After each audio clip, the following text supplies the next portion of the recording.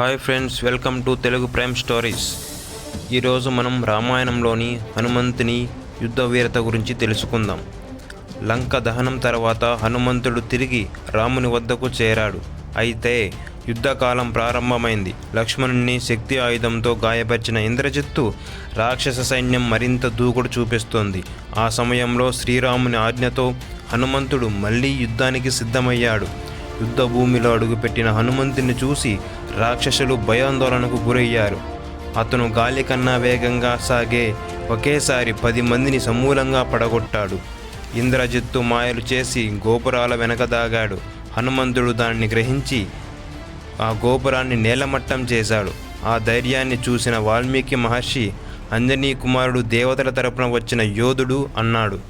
పవనపుత్రుడు తన తోకను అగ్గిపెట్టగా శత్రు శిబిరాలను ఆ తేజంతో కాల్చేశాడు.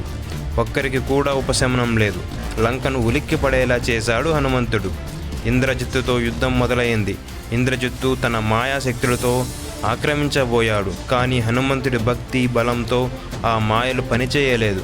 చివరికి హనుమంతుడు అతన్ని గాలిలోకి ఎత్తి భూమిపైకి విసిరాడు. హనుమంతుని ధైర్యం, బలశాలి వైభవం వల్లే రామాయణ యుద్ధానికి స్ఫూర్తి వచ్చింది. అతని వల్లే శివుడు రుద్రాంశుడు అన్నాడు. యుద్ధంలో హనుమంతుని పరాక్రమం అనంతం. ఇలాంటి మరిన్నో స్టోరీలను చూడడానికి తెలుగు ప్రైమ్ స్టోరీస్ను సబ్స్క్రైబ్ చేసుకొని లైక్ చేయండి.